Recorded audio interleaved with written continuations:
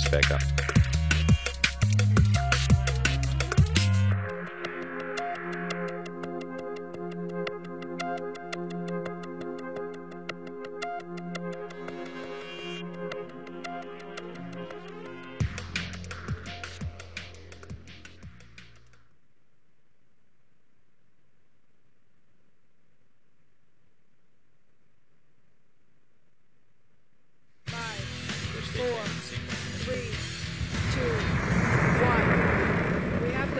Liftoff.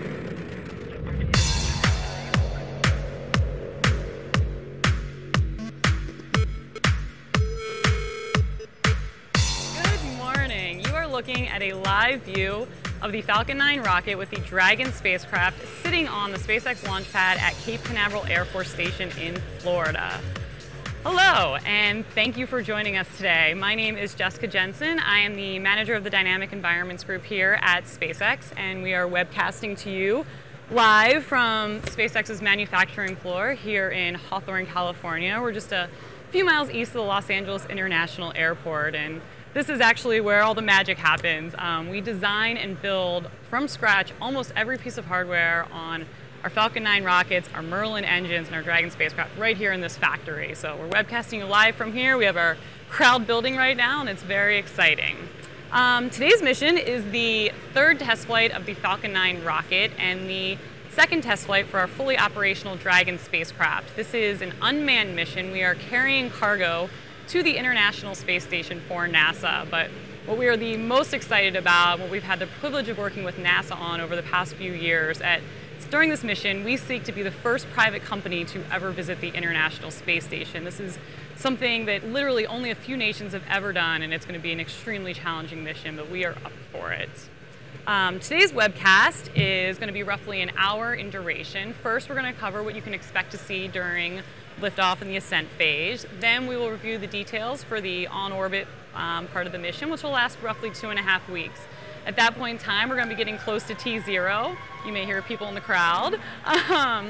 And at that point, you'll see liftoff, and there will be actually a live video with no delay from the onboard cameras that you'll be able to see from liftoff all the way to on orbit.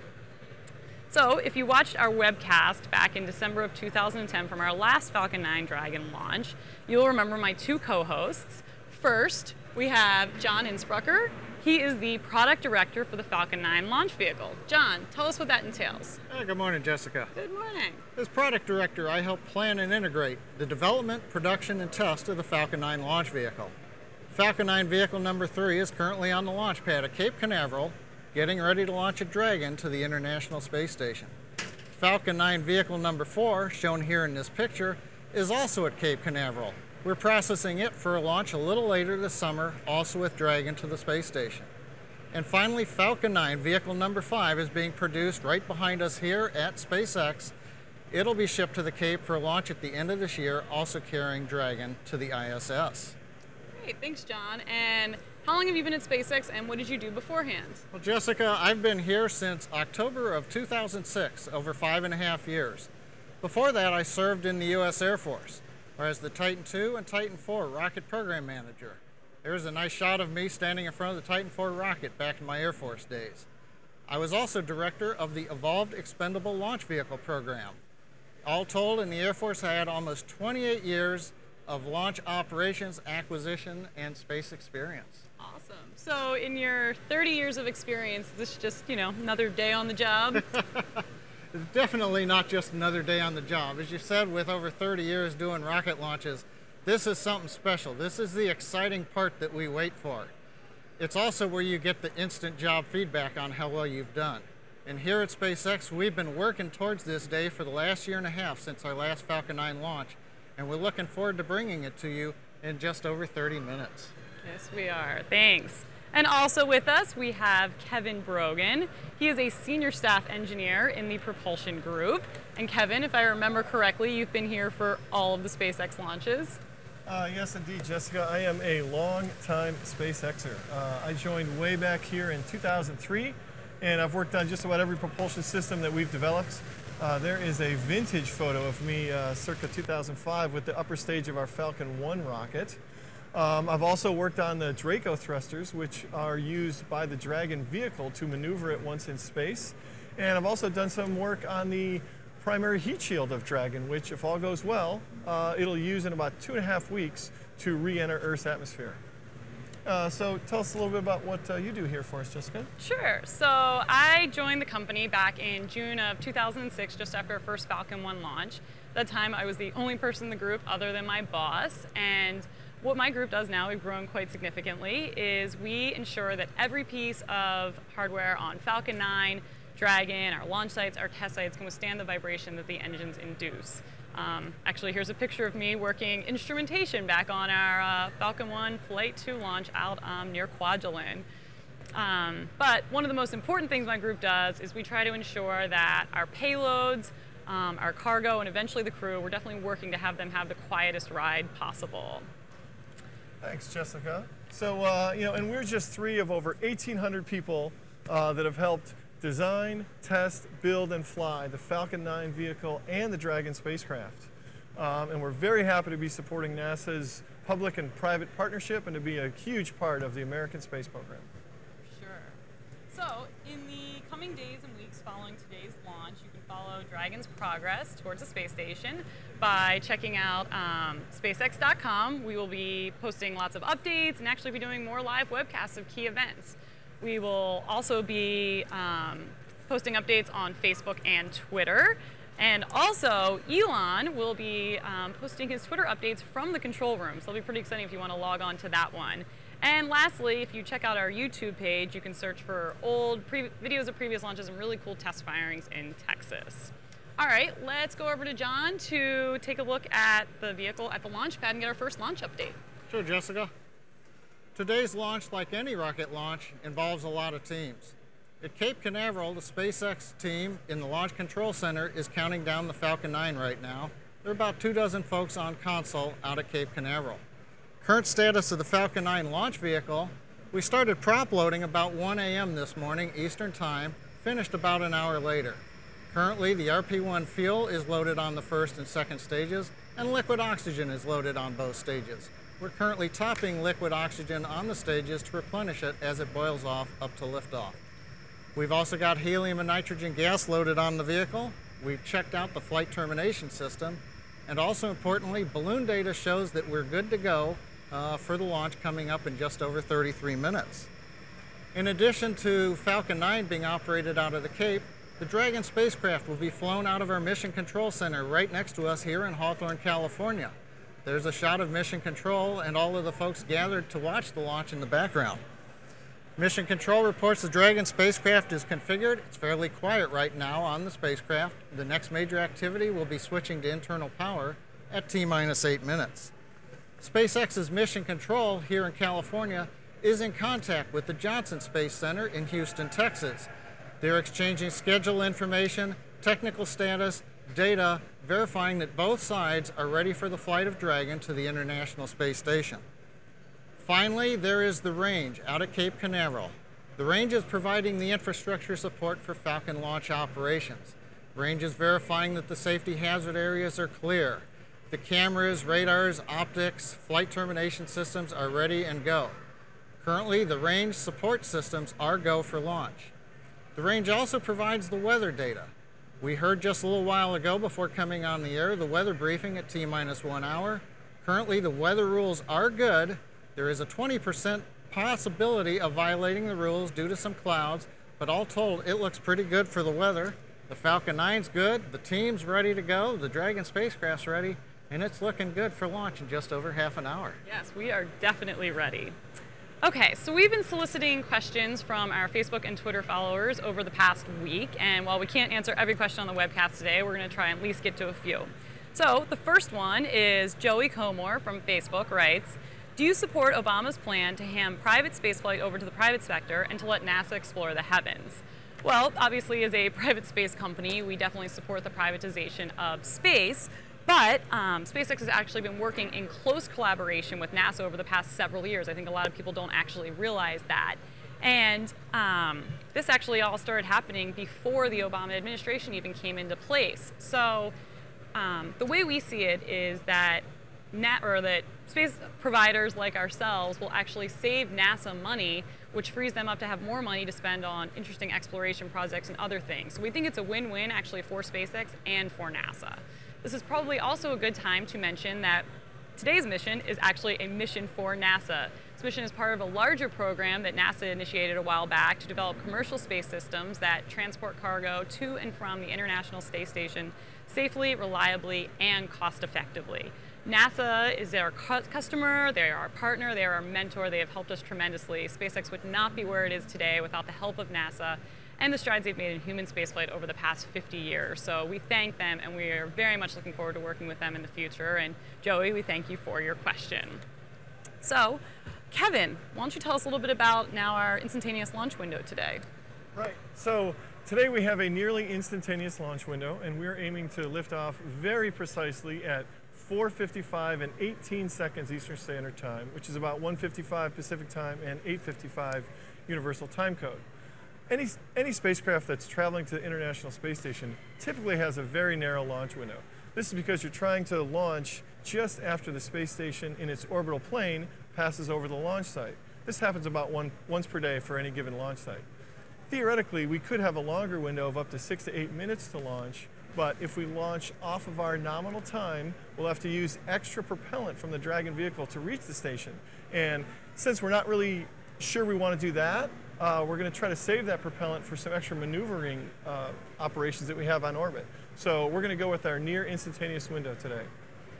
So, Kevin, what happens if we miss the window today due to weather or one of the other reasons John mentioned? Well, if we hold or delay for any reason, then we're going to scrub for today, and we're going to work with NASA in the range to figure out the best possible launch opportunity. Looks like that might be early morning on Tuesday, the 22nd of May, but of course we're optimistic we're going to go today, and we'll look at those details when we need to. Okay, so we are going to go to our next Twitter question. This comes from a Bergdorf Blonde. Assume it's a girl. And she asks, how long will it take for Dragon to leave the Earth's atmosphere? And while you're at it, John, can you also describe what's going to happen on the ascent phase of the mission and the Falcon 9 rockets? They kind of go hand in hand. Sure, I can handle that. All right.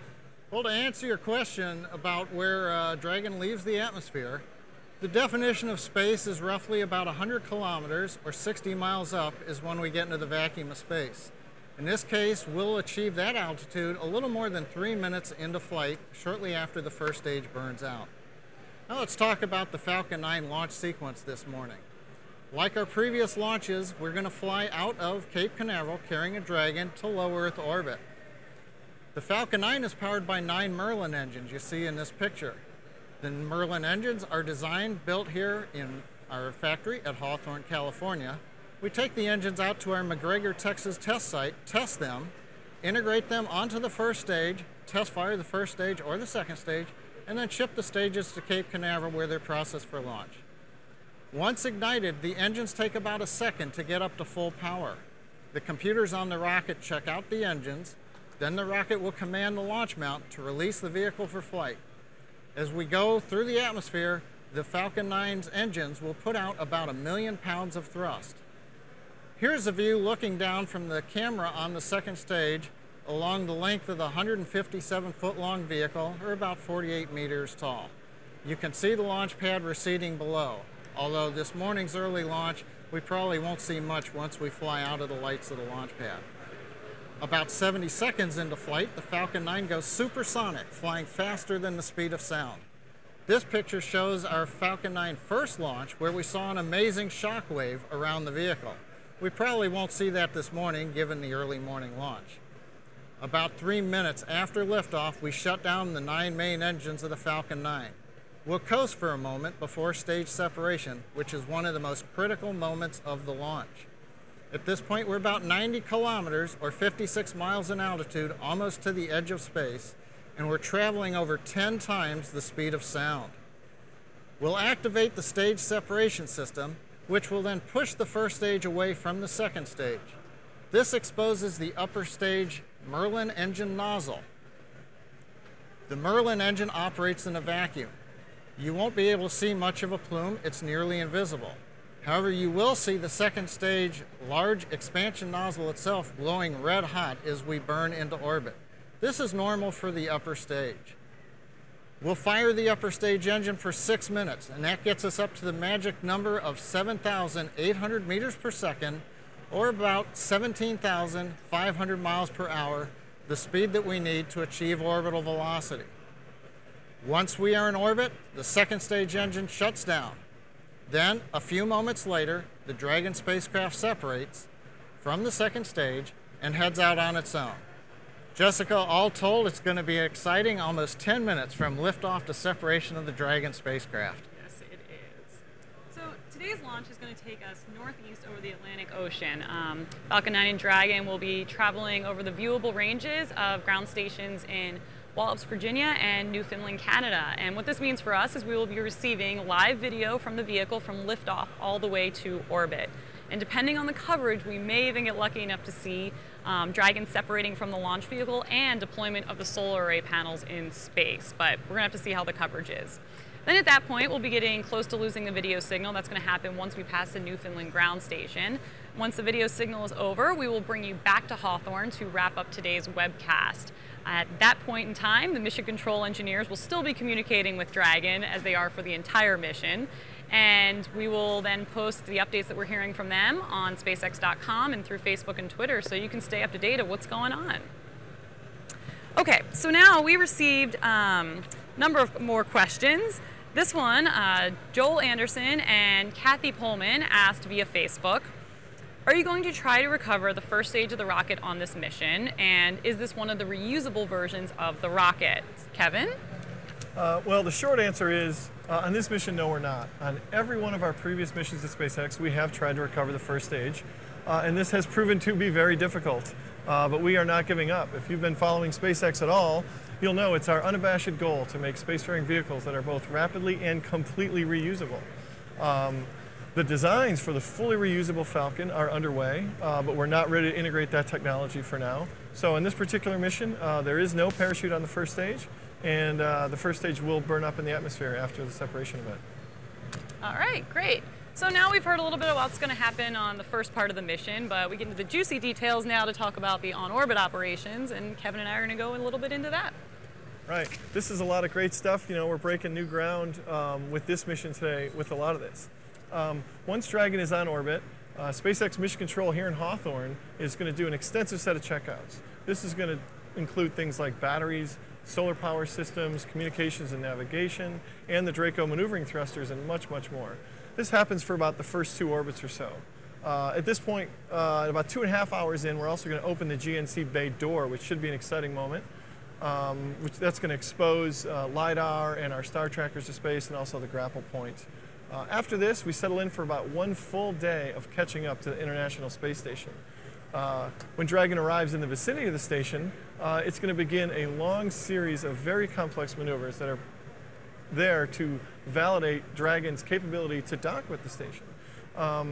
We're a little short with time as we're kind of getting into the excitement of launch, but I do encourage you to check out the press kit on the SpaceX.com. It has a really detailed summary of all the things that we're doing on this mission. But a couple of them include Dragon's going to perform a fly-around. So Dragon will go up and around the station. During this time, it'll get as close as 2.5 kilometers to the station and as far away as 10 kilometers. At this time, it'll be communicating with the station, and at one point, 2 astronauts aboard the station actually can use a command panel to push the Dragon away and also turn on its stroboscopic beacon. The graphic you're seeing now is extremely simplified, but just want to give you an idea of some of the operations that we do have. These maneuvers are part of the reason we wanted to conserve our propellant. So we'll be excited to see how this goes. Once we do these tests, everyone is going to review the data. SpaceX is going to review the data, and NASA, and also our international partners aboard the station. After all the data has been reviewed and everybody agrees that we're good to go, NASA at that point will give Dragon vehicle the go-ahead to approach the station. This happens directly from the ground. At this point, the Dragon vehicle is going to be moving very slowly.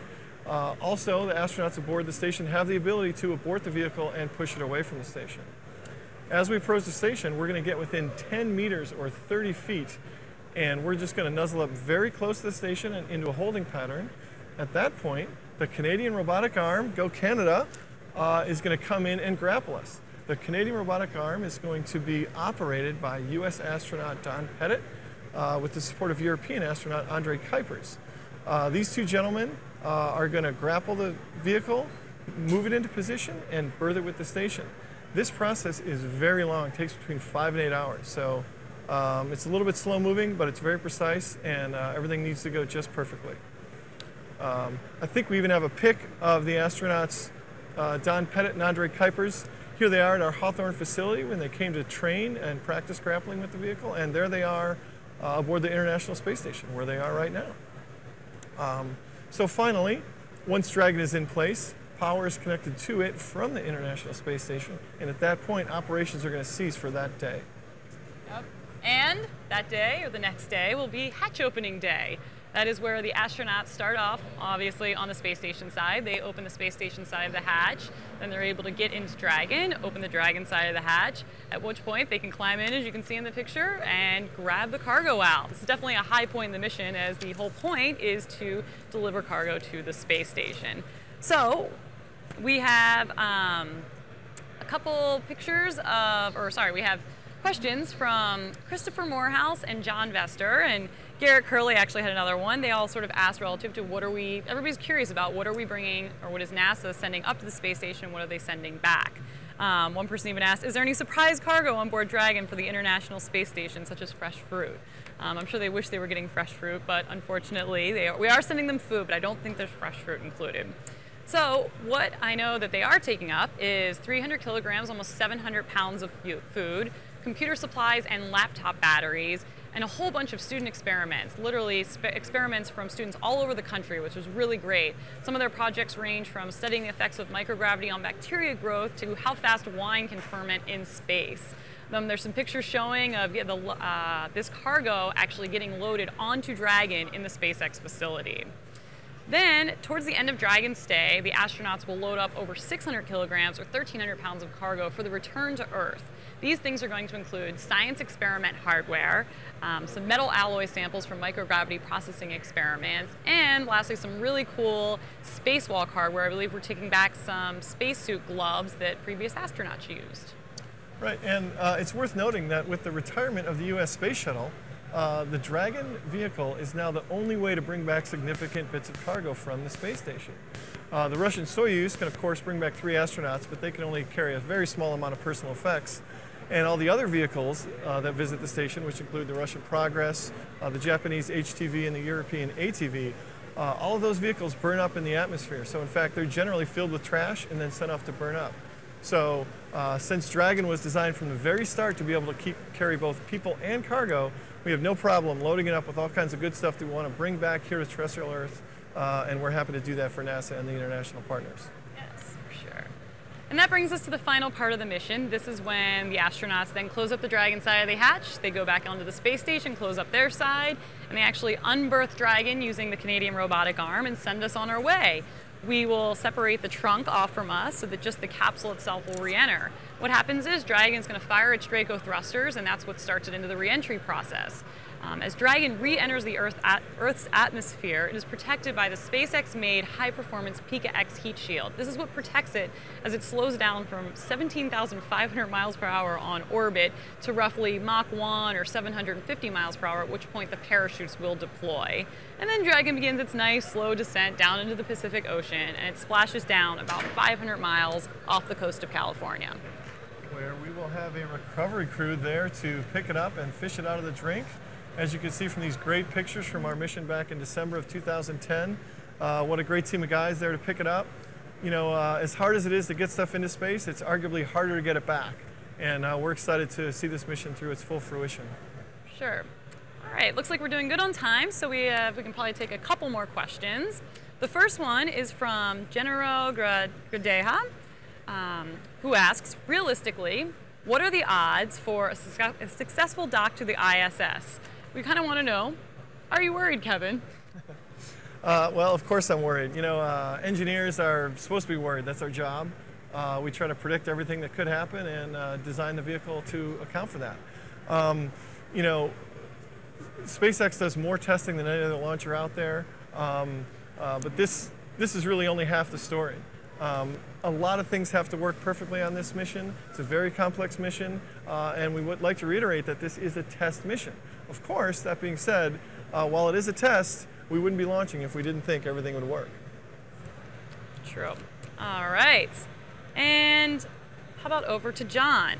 All right. Oh, my turn. Yes, we have Eric Smalls from Facebook asks, what qualifications do you need to work for SpaceX? Well, Eric, first of all, we're only able to hire U.S. citizens. Second, you've got to have good grades. That's very important, especially for those coming right out of college. We're also looking for folks who have done things like leading competitive teams, say in automotive or robotic competitions. In some cases, a higher degree also helps. But what we're really looking for is that positive entrepreneurial spirit, that high level of energy. Now, since our last Falcon 9 launch, we've had about 600 hires. We've increased about 50% in size. And we currently have many listings on our SpaceX.com webpage, so you can go there and take a look at the Careers tab. Thanks. All right, looks like we have time for one more. This one is Russ Hannigan. Russ Hannigan asks via Facebook, how many astronauts will your vehicle carry, and where will you be taking off and landing? Certainly the Dragon is designed to carry 7 astronauts right now. And in the near term, we'll be taking off from the Cape Canaveral, and we are looking at a commercial spaceport. And as landing goes, of course, our baseline design is to use our parachute and deployment and land in the ocean. But if you've been following SpaceX, you've seen our Super Draco thrusters, and those are designed to land on land. So that means we could land anywhere we want in the future. Awesome. I cannot wait. All right. John, can you give us the latest launch update and take us into the conductor's poll? Yep. It's getting exciting now, folks. Quick status. Everything continues to be go. Falcon 9 is go. Propellants and pressure gases are loaded. Dragon is go. The Range's Launch Decision Authority has also given a go for launch. The weather is currently go, so everything is looking good. Coming up in just half a minute, the SpaceX launch conductor will be conducting a final poll of the team to verify their readiness to enter the terminal count sequence that'll begin at T-minus 10 minutes. So at that time, at T-minus 10, we'll go and listen to the rest of the count. But for now, let's tune in and listen to the launch conductor's poll.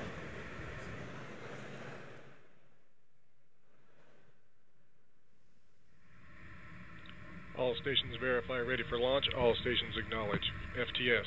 FTS ready. Prop. Prop ready. AVI. Avionics ready. GNC. GNC ready. Ground.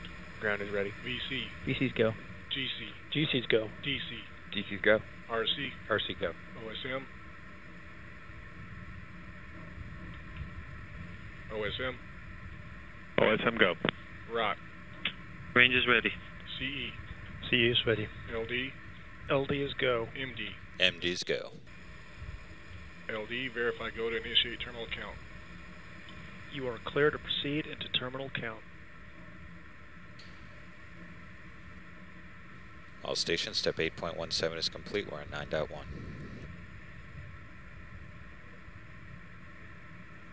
Well, as you've heard, Dragonfly we are computers set for now. launch.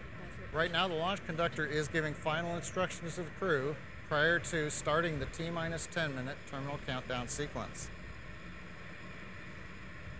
Right, so as a reminder, this mission is our 3rd flight of the Falcon 9 rocket and our 2nd test flight for the Dragon spacecraft. We are carrying cargo to the International Space Station for NASA on this mission where we hope to be the first privately built spacecraft to ever visit the International Space Station.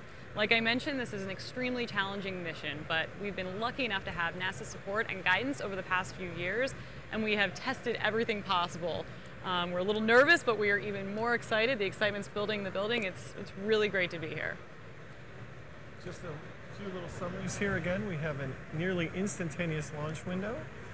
So if we have any hold or delays, then that will scrub our launch for today. This looks like it's going to happen. Hopefully we're going to get the T0 launch in just about 11 minutes. We're going to have an onboard camera, which is going to watch through the whole ascent phase of this mission into orbit. That's about 10 minutes. We're also going to hold on the camera as long as we have coverage, and we may see the solar arrays deploy just 2 minutes later. At that point, it's about 3.5 days for us to get to the station, and we should be there for about 2 weeks. So all told, this is about a 2.5-week mission, and we certainly want you to follow us on SpaceX and Twitter and Facebook to get all the updates of all the action. SpaceX is in this for the long run. Our next Falcon 9 is already at the Cape, and our next Dragon ready to fly is being assembled right behind us. But right now, we're getting really excited. All right, so we're going to switch you over to the Countdown Net audio. This is where you'll be able to hear the launch and mission control engineers working through the final procedures in the terminal count. So let's listen in, check it out, and we'll be back after launch.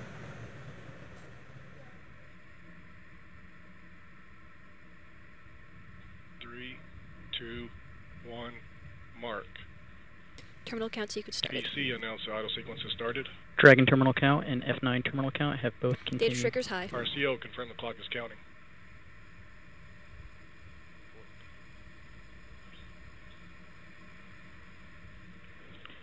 Water deluge setting up. TCVC standby on FireX. Standing by. RCO confirm the clock is counting. Clock is counting. OSM set launch enabled to flight. Switching to flight. Pre-valves are coming open, aux bleeds are open. We are now chilling in the engines.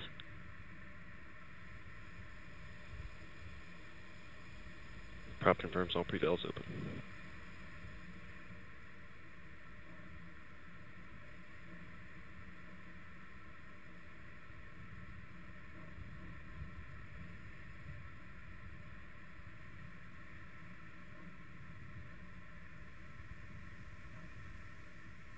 T-minus 9 minutes.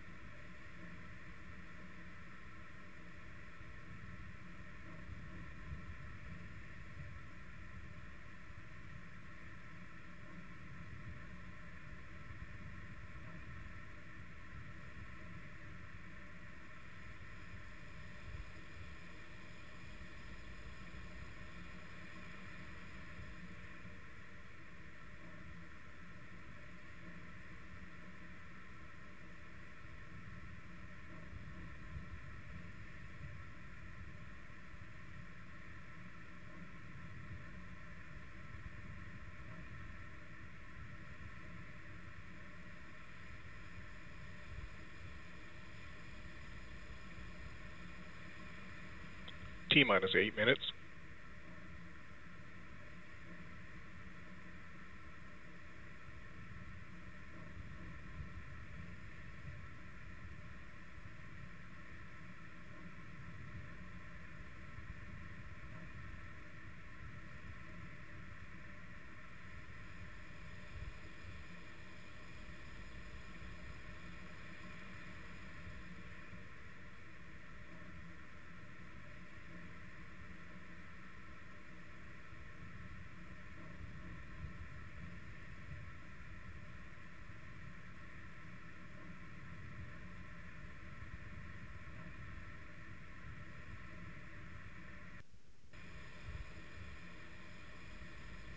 Batteries are on bus.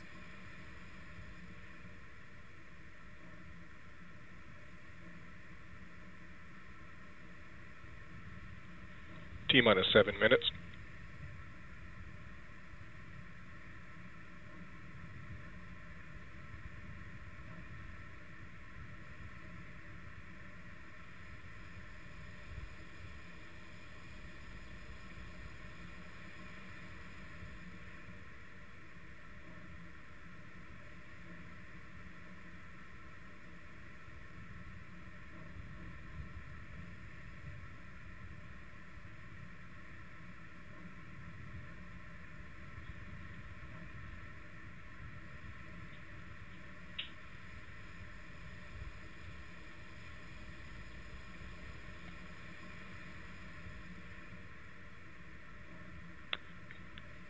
Vehicles in self-alignment.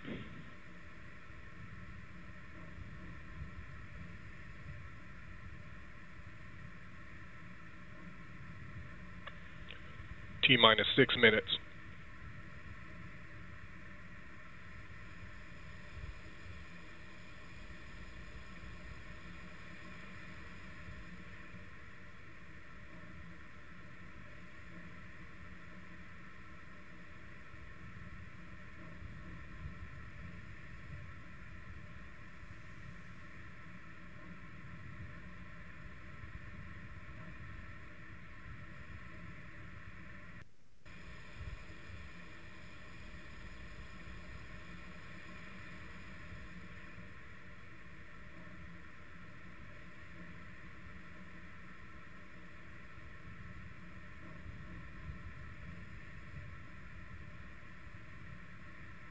Stage 2 TVC bleed has started.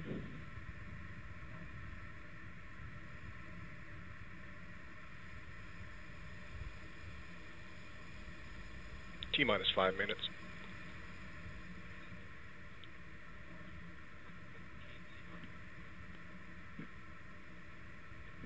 Vehicle and pad abort systems are setting up for launch.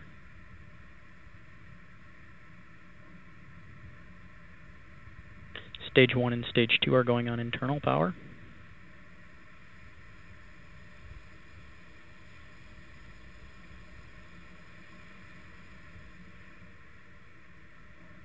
We're on internal power on Stage 1 and Stage 2.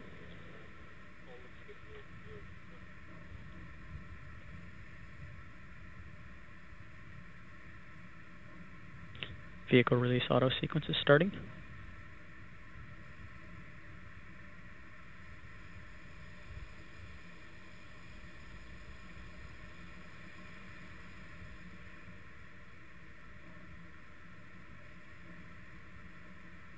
T-minus 4 minutes.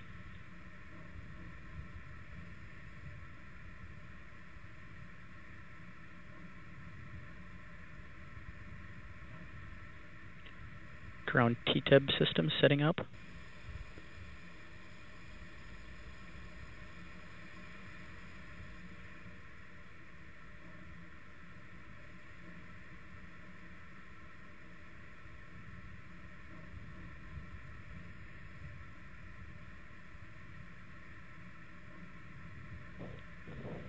FTS on internal power.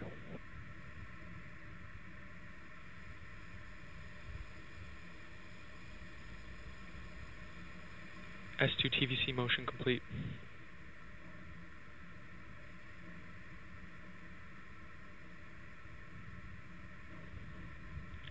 Pre-valves are coming closed.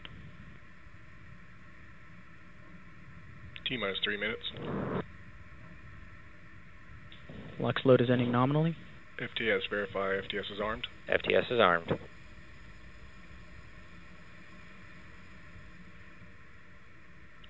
First and second stage fuel trim valves are in their flight positions.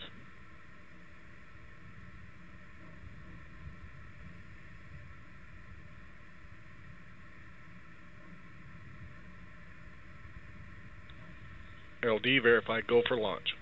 LD is go for launch.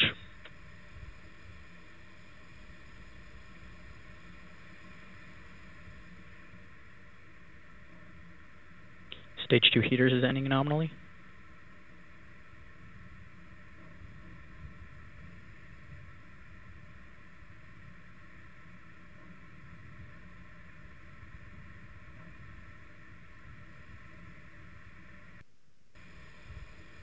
Rock, verify range go. Range green.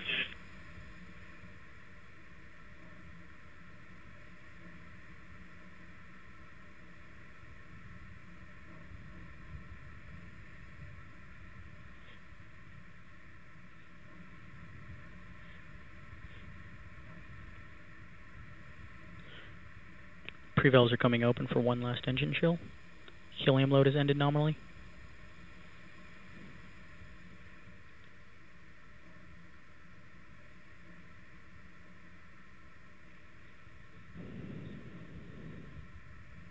Pre-valves open for open. flight. First stage engines are Chilton.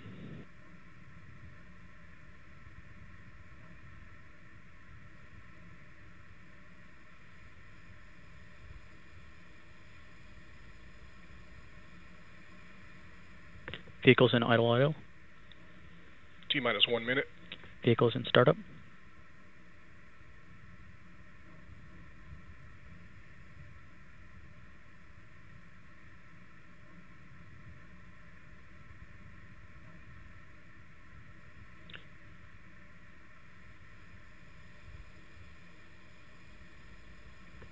First and second stages are pressing. First stage TVC motion looks good. T-minus 30 seconds.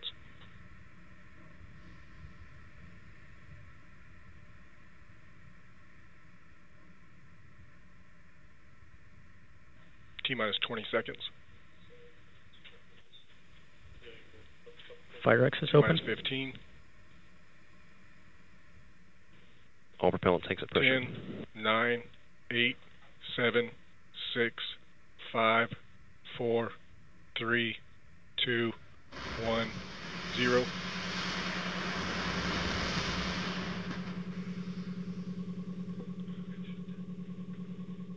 We have a terminal count launch abort. Proceeding to the terminal count launch abort. BC abort the terminal count sequence if not already aborted. Verify the flight computers are not in startup.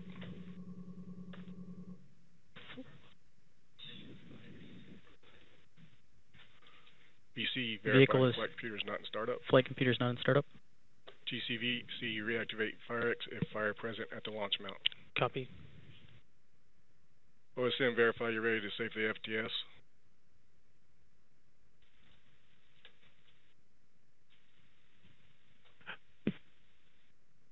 OSM verify ready to safety FTS. Copy.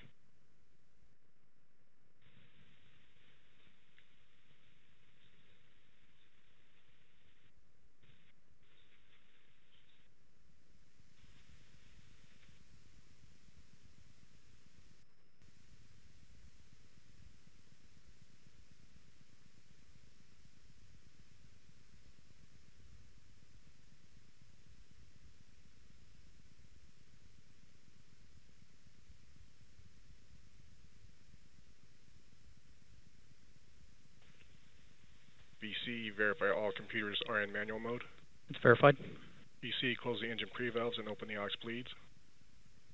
Pre-valves are closed, aux bleeds are open. BC verify S2 internal, S1 internal aborted. That's confirmed. AVI verify vehicle power is nominal. Vehicle power is nominal. OSM set launch enable to inhibit. Switch into inhibit. BCs perform the following steps to get TPC back to manual mode. Set S2 TPC mode to manual and open the S2 fuel vent valve. Setting stage 2 TPC to manual, opening up fuel vent.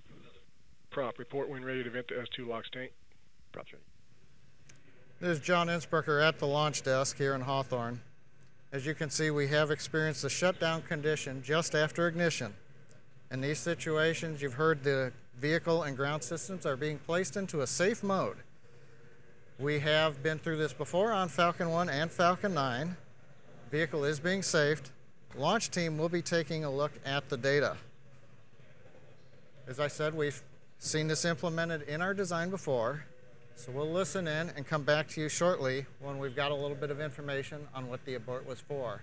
But as a reminder, with today's instantaneous launch window, that means we are scrubbed for today and we will not be launching today. We'll be back to you shortly, but meanwhile, we'll go back to the rocket on the pad.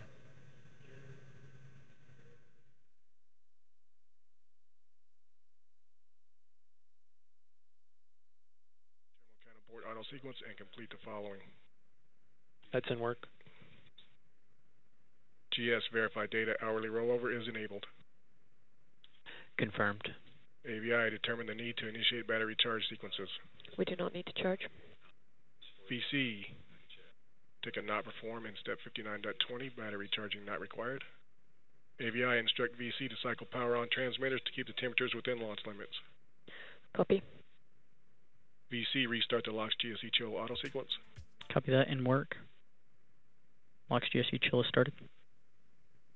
OSM verify nominal FTS state and report in step 59.23. Roger. Verify nominal FTS state. Copy. Safe and arms are in the safe state. Ordnance interrupters are in the safe state. FTS is on external power, and FTS state is nominal. Is that correct, OSM? Roger. LD, the vehicle is safe. LD copies. As reported by flight software, we had an abort on engine 5, chamber pressure high. LC, please continue to proceed through scrub securing. Copy, that's in work.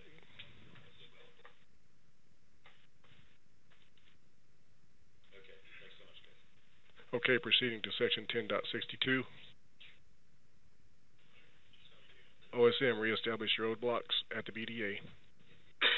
In work. GC, disable the vehicle fill and drain interlock controls. In work. Complete.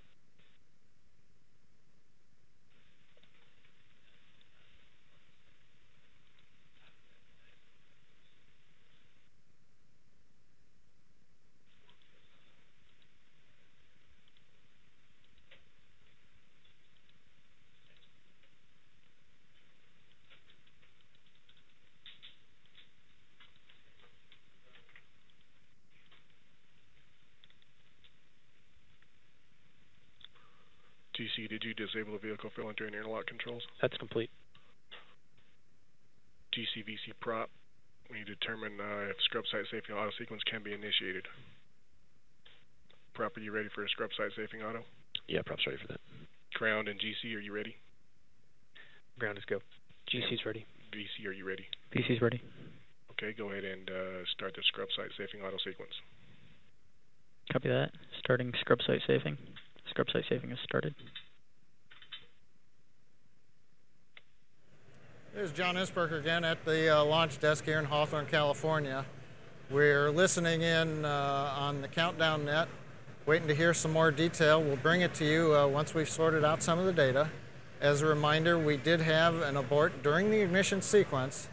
We light the Falcon 9 engines, but the computer checks all of the engine telemetry to make sure that we're good to fly before we release the vehicle.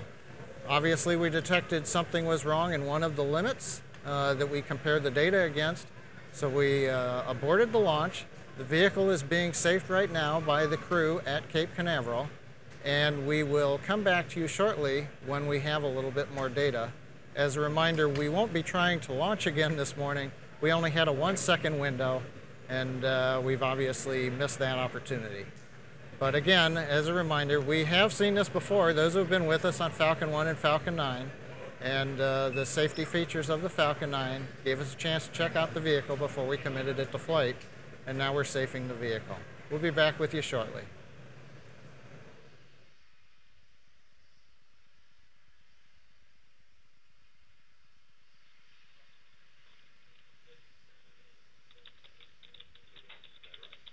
Excuse me. Copy. Didn't work.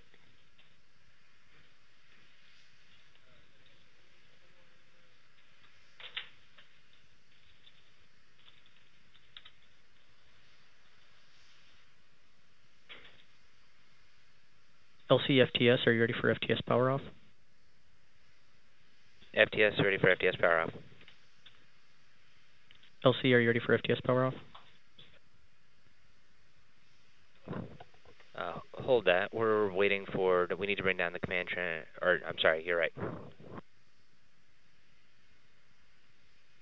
Yeah, VC, LC's ready. Copy that. Proceeding.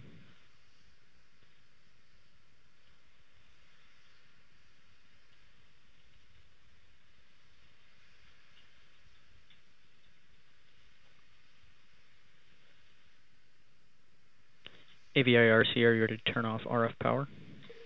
AVI is ready. RC's ready. Copy that. Entering window, proceed.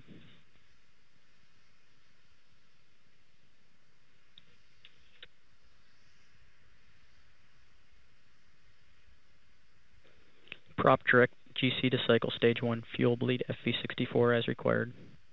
Copy, will do. Copy that.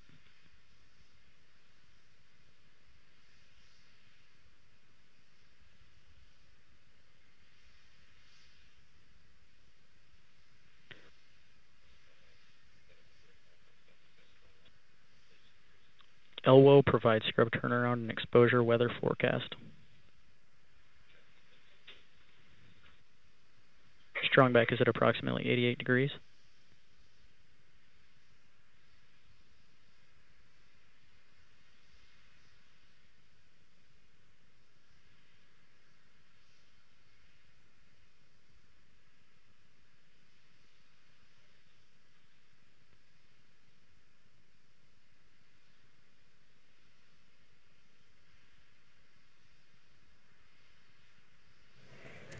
Welcome back. We're talking to you from the launch desk here at Hawthorne, California at SpaceX headquarters and factory. We've heard a little bit. It sounds like one of the 9 engines did exceed one of the abort monitors. We checked telemetry from the engine to make sure it's within parameters before you allow the vehicle to fly. And it looks like one of the engines had a parameter that was out of bounds. As I mentioned earlier, the Falcon 9 launch was scrubbed during engine ignition. That gives us an opportunity to check all the telemetry on the vehicle and hold it down, make sure everything's good before we released it. In this case, looks like one of the engine parameters was out of bounds. We're going to have to take a look at that before we figure out where we go to next. So we'll take the time to investigate this. Right now, a reminder, we won't be trying to launch again. We have used up our 1-second window for the day. We, however, do have a rocket that looks like it's still good. We'll come back, clean it up a bit, figure out what the next launch day is, and then get another chance to go to the International Space Station with the Dragon spacecraft and the Falcon 9. So from the launch desk here, unfortunately we got down to T0 and we've got a little bit more work to go, but we'll get that right and we'll come back at it. We sure will. So that's going to bring us to the conclusion of our webcast for now. We want you to keep following us on SpaceX.com and Facebook and Twitter to get all the updates about when we're going to launch again. It certainly looks like our next opportunity is going to be early in the morning on May 22nd, but that will have to be confirmed both with the range and with our own engineers. So we thank you for tuning in, and we look forward to you joining us for our next launch attempt. Yeah. So on behalf of everyone here at SpaceX, we really thank you for joining us, especially this early in the morning, and we hope you'll join us the next time when we resume the countdown for Dragon's mission to the International Space Station. Thank you.